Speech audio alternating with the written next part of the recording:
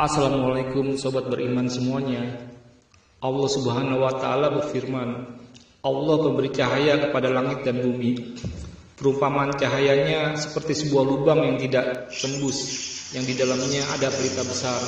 Pelita itu di dalam tabung kaca, dan tabung kaca itu bagaikan bintang yang berkilauan, yang dinyalakan dengan minyak dari pohon yang diberkahi, yaitu pohon zaitun yang tumbuh tidak di timur dan tidak pula di barat, yang minyaknya saja hampir-hampir menerangi, walaupun tidak disentuh api. Cahaya berlapis cahaya.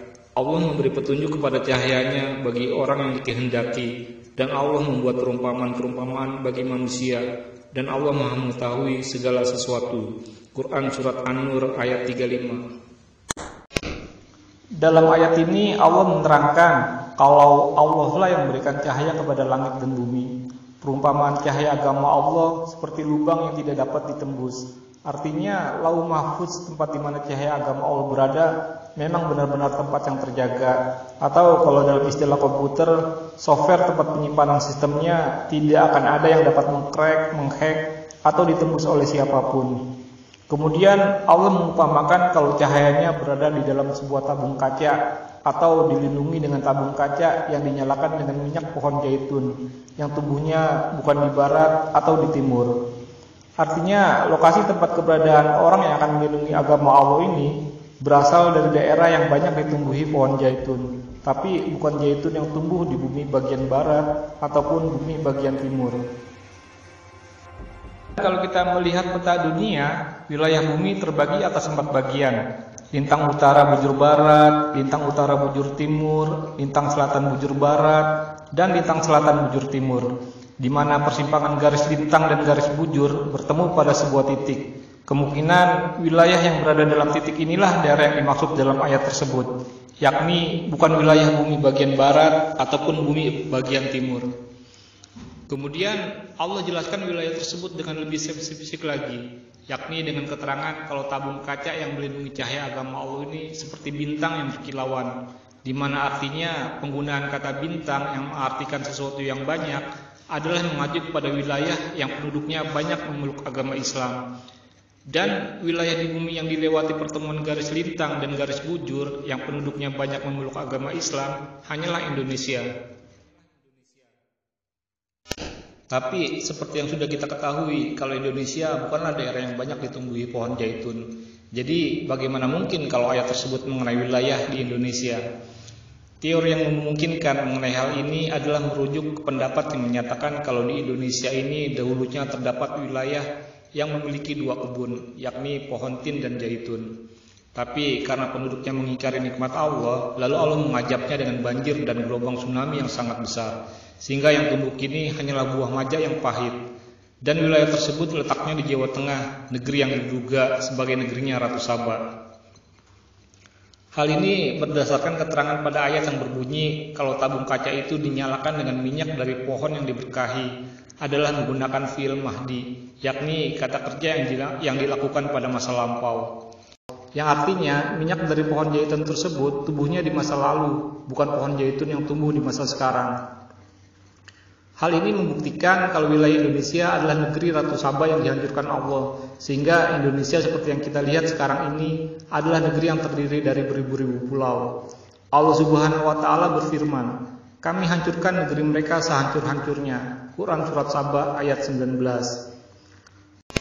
Sedangkan ayat sebelumnya, yakni Quran Surat Saba ayat 18, adalah penjelasan kalau negeri Indonesia ini dahulunya bukanlah negeri yang terdiri dari ribuan pulau. Tapi karena keingkaran penduduknya, Allah kemudian mendatangkan banjir besar yang menenggelamkan wilayah Nusantara ini.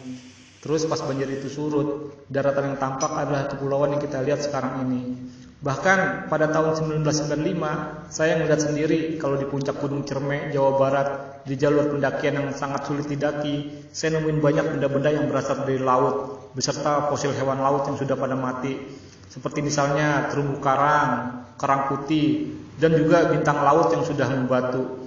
Jadi kuat dugaan kalau wilayah Pulau Jawa ini dahulunya memang pernah ditenggelamkan Allah dengan banjir yang sangat besar. Karena bagaimana mungkin benda-benda laut dan hewan laut bisa berada di atas puncak gunung kalau bukan wilayah tersebut dahulunya adalah lautan. Bukti lainnya kalau Ratu Saba berasal dari bumi bagian selatan, yakni wilayah yang sekarang ini bernama Indonesia, juga tersirat dalam Injil Lukas melalui sabda yang diucapkan oleh Yesus yang menjuluki Ratu Saba sebagai Ratu dari Selatan. Kesaksian Lukas pasal 11 ayat 31. Pada hari kiamat, Ratu dari Selatan akan bangkit bersama orang-orang dari generasi ini, dan ia akan menghukum mereka karena ia datang dari ujung bumi untuk mendengarkan hikmah Salomo. Di ayat tersebut, Yesus menyebut Ratu Saba sebagai Ratu dari Selatan, di mana julukan Ratu dari Selatan, kalau kita terjemahin ke bahasa Jawa kuno, artinya jadi Nyi Roro Kidul, tokoh wanita yang udah dimitosin sebagai penguasa Laut Selatan. Jadi mungkin saja Ratu Saba yang dijulukin Yesus sebagai Ratu dari Selatan dan Nyi Roro Kidul adalah satu orang yang sama. Apalagi mengingat orang-orang pada saat itu nggak tahu letak geografis bumi. Mereka pastinya belum pada tahu kalau wilayahnya berada di bumi bagian selatan. Lalu dari mana mereka bisa menjuluki wanita bangsawan tersebut dengan sebutan Nyi Roro Kidul? Gak mungkin kan asal tebak doang. Pastinya mereka menjuluki Nyai tersebut dengan sebutan Roro Kidul berdasarkan sabda Nabi Isa alaihissalam, di mana kemudian orang-orang yang selamat dari banjir tsunami yang menenggelamkan sebagian wilayah Nusantara terus nyeritain kalau banjir tsunami tersebut gara-gara Nyi Roro Kidul atau gara-gara Ratu Saba. Mungkin itu yang jadi penyebab Nyi Roro Kidul terkesan angker, seolah-olah Nyi Roro Kidul seperti Aquaman yang bisa ngendaliin ombak di lautan. Sebab setelah Ratu Balkis menerima dakwah Nabi Sulaiman, pastinya dia pun menyeru masyarakatnya untuk beriman kepada Allah yang satu saja. Tapi mereka pada nggak mau, sampai akhirnya setelah Nabi Sulaiman wafat, keingkaran mereka semakin menjadi-jadi, hingga akhirnya Allah mengajak keturunan Nabi Yakub tersebut yang bermukim di Nusantara ini dengan banjir tsunami yang sangat besar. Kemungkinannya yang selamat cuma orang-orang yang tinggal di puncak-puncak gunung tertinggi, cuma orang-orang asli Nusantara sama orang-orang keturunan Bani Israel, tapi yang sudah kecampur sama penduduk asli Nusantara yang selamat dari banjir tersebut. Sedangkan persaksian Lukas atas pernyataan Nabi Isa akan kedatangan Imam Mahdi dapat kita lihat di ayat sebelumnya. Kesaksian Lukas pasal 11 ayat 29. Ketika orang-orang yang berkumpul semakin banyak, Yesus berkata, "Generasi ini adalah generasi yang jahat. Mereka menuntut suatu tanda, tetapi tidak satupun tanda yang akan ditunjukkan kepada mereka selain tanda Yunus. Seperti Yunus yang menjadi tanda bagi orang-orang Niniwe, demikianlah anak manusia akan menjadi tanda bagi generasi ini." Pada ayat tersebut, Yesus menyebut kalau generasinya adalah generasi jahat yang meminta tanda. Tapi tanda tersebut tidak akan diberikan selain tanda anak manusia yang seperti Yunus. Tentunya yang dimaksud seperti Yunus karena anak manusia tersebut awalnya tidak diterima keberadaannya sebagai pemimpin umat Islam. Tapi pada akhirnya umat Islam akan menerimanya. Makanya anak manusia yang dimaksud dalam ayat tersebut kemungkinannya adalah Imam Mahdi yang akan menjadi tanda bagi generasi jahat Bani Israel, yakni Imam Mahdi akan menghukum mereka.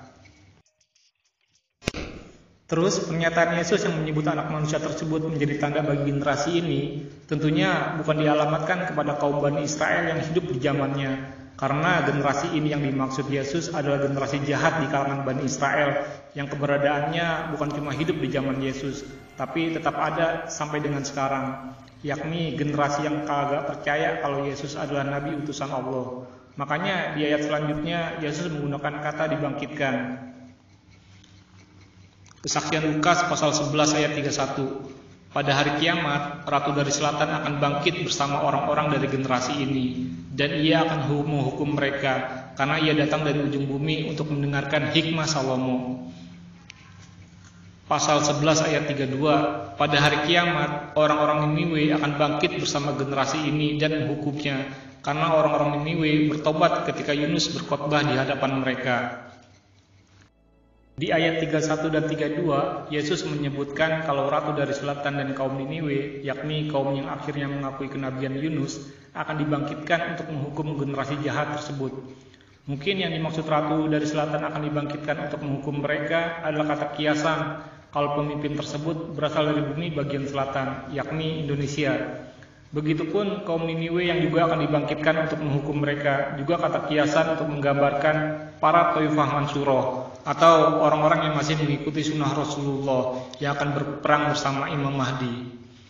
Selain Quran Surat An-Nur ayat 35 dan Injil Lukas yang mensiratkan tentang bangsa yang berada di wilayah Nusantara ini, ada juga hadis yang diriwayatkan oleh Sauban yang mensiratkan umat Islam yang berada di Indonesia. Rasulullah bersabda, Allah menunjukkan kepadaku dunia, Allah menunjukkan pula timur dan barat, dan Allah menganugerahkan kepadaku dua perbendaharaan, yakni merah dan putih. Rasulullah menjelaskan kalau Allah telah menunjukkan dunia kepadanya. Mungkin maksudnya ketika Rasulullah Isra Mi'raj dari Baitul Maqdis ke atas langit ke-7, di mana pada saat itu beliau melihat alam semesta secara langsung. Sedangkan ditunjukkan timur dan barat, mungkin pada saat Rasulullah Isra Mi'raj dari Masjidil Haram ke Masjidil Aqsa. Kemudian Allah memberikan Rasulullah perbendaharaan merah dan putih. Banyak ulama yang menafsirkan kalau yang dimaksud perbendaharaan merah dan putih adalah umat Islam di Indonesia. Karena dari sekian banyak negara yang penduduknya mayoritas Islam, hanya Indonesia saja yang menggunakan bendera merah putih. Jadi, kalau hadis tersebut kita urutkan, maka menjadi dari Sidratul Muntaha ke Masjidil Aqsa, lalu dari Masjidil Aqsa ke Masjidil Haram, dan Allah kemudian menganugerahkan umat Islam Indonesia yang akan mengembalikan kejayaan Islam. Dan urutan tersebut kalau kita balik maka akan sesuai dengan hadis mengenai Imam Mahdi. Pertama, anak manusia yang berasal dari Indonesia pergi menuju Baitullah dalam rangka ibadah haji. Kemudian anak manusia yang merupakan keturunan Rasulullah ini dibaiat di depan Ka'bah. Lalu dari Masjidil Haram, Imam Mahdi bersama pengikutnya pergi ke Masjidil Aqsa untuk membunuh Dajjal dan membebaskan Palestina. Setelah itu, barulah kalimatullah berdiri tegak di atas muka bumi ini, laksana menjulang ke langit ke-7. Wallahu a'lam bishawab.